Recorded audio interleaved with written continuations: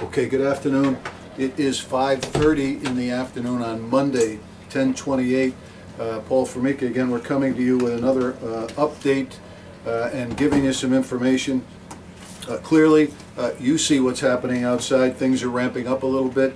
The latest 4 o'clock conference call from the state and the governor indicates that Hurricane Sandy is going to hit landfall a number of hours sooner than they anticipated. I'm sure you're seeing that on the Weather Channel. They expect it to hit in the next hour or so, but what that has done is accelerated the wind speed for us at the top north end of the storm, and that wind, as you know, runs counterclockwise and is now driving wind on the Connecticut shore and also keeping the tides from releasing back. So we're beyond the midpoint between the earlier high tide, and we're now working our way to the new high tide at approximately 10:30 or 10:55 this evening. So there are the problems that we're going to have. Sustained high winds over the next few hours combined with sustained high tides. And so those of you in those low-lying coastal areas that are still in your home, keep a good eye out. And remember this, there are a number of trees down, and most of those trees have wires in them. And something I learned this afternoon out on walkabout was that when there is a wire on the ground and the ground is wet, it will conduct electricity such that it could seriously hurt you or kill you if you're within 50 or 100 feet of that on the wire. So don't venture outside. Stay in where you are. There are trees down in 2 locations on Route 161, making that impassable. There are trees down in 2 locations on Route 156, making portions of that impassable. There's a large limb across Route 1 beyond Lover's Lane, making that impassable. So we need you to stay where you are in your home, do the best you can. We expect the meat and potatoes of this storm to be over in the next 5 or 6 hours. But again, we have a number of trees that are falling down on streets and sometimes on houses.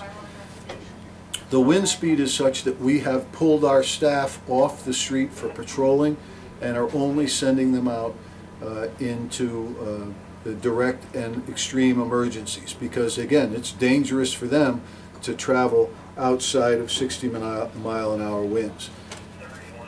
Power is going to be out. We're about 80% of the town of East Lyme is out of power at this point. We have CLMP crews on site, but again, they can't go out and get up in the bucket above 40 miles an hour, so we have to wait until things settle down a little bit. But the good news is that CLMP has been better coordinating with us and are been on site on a number of these problems and are doing the best they can to do the best they can. Here's what you can do in the meantime. Generators, if you're operating a generator, make sure it has plenty of air. Carbon monoxide, even in a garage, if you think it's safe, rises, and it will be just as lethal inside a closed garage as it is inside your home. So make sure it's well ventilated.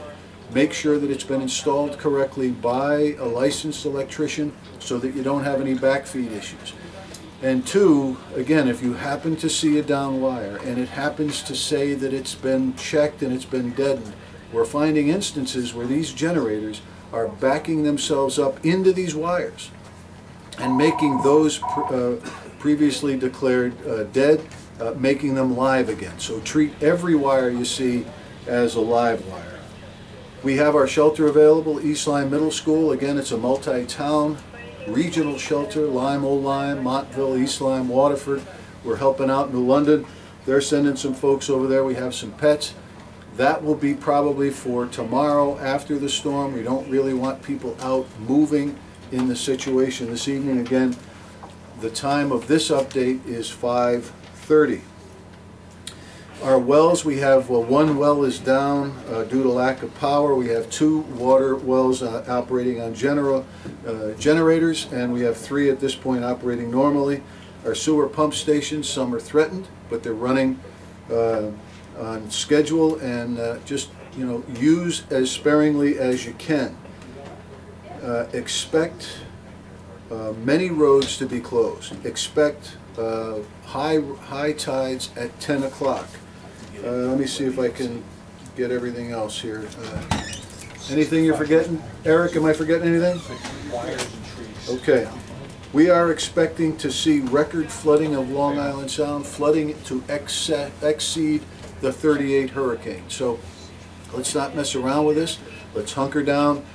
Know that we have a team on staff here and that there's ways for you to get information on Facebook. It's the East Lyme Public Safety Facebook page. We have a website, eltownhall.com. Is that going to be active with the server down? Yes. So this and other information will be on that website. And again, the Facebook is the East Lyme Public Safety Facebook page. And you don't have to be a member, I guess, to be on that. And so try to get on that, get information. As long as you do have power, Channel 22 will be on, but we're not sure how long that's going to last. If you need to talk to somebody, 860-739-4434 is the number here at EOC. We're here, we're going to be here, we're going to monitor the best we can. Right now we've done everything we can with regard to being prepared for this. We just have to wait and see what the storm brings, and then we wake up in the morning, we'll figure out the best way to get over it and to rebuild what's happening. But for now, that's the update. Thank you for paying attention. Thank you for working with us. Be safe, be calm. Everything will be okay. And if you need us, again, call 739-4434 and we'll get some help to you. So thank you. Have as good a night as you can and be safe. Good morning. I hope that all of you weathered the evening as best as you can. We understand that we have a very difficult situation here in the town of East Lyme. We have over 97% of our community is out of power. We've lost a significant number of homes due to wind and wave and tree damage, and we have some roads that are down as well. So let's just take a step back.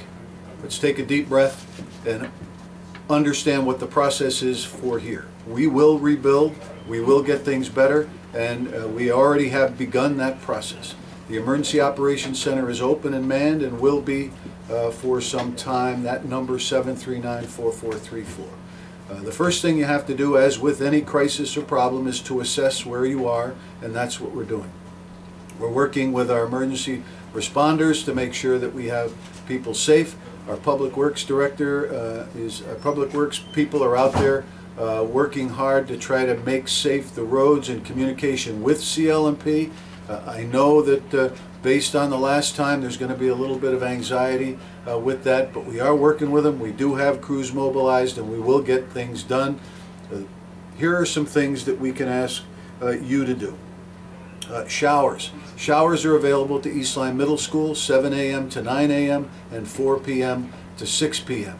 The shelter, regional shelter for East Lyme Middle School for the towns of East Lyme, Lyme, Old Lyme, Montville, Waterford, and New London is available there, and we have joint cooperation with their agencies to help us man that under the leadership of Red Cross.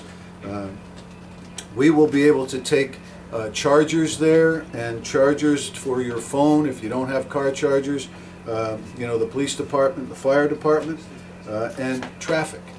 Here's some of the situation with the traffic. Some of the traffic lights are out.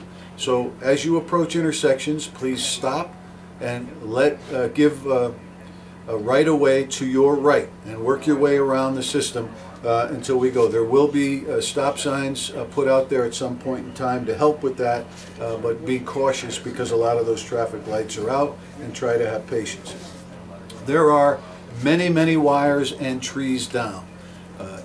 Even though it looks like some of those wires may be deadened, or even if they're marked as such, treat every wire as live, and here's why. Generators have become good for us and bad for us. Good that they've kept some of our services going in our homes, but bad for us in this respect, that some of the times they're hooked into homes that would give the opportunity to backfeed electricity through those dead wires that are down. So you have to treat every wire as being live.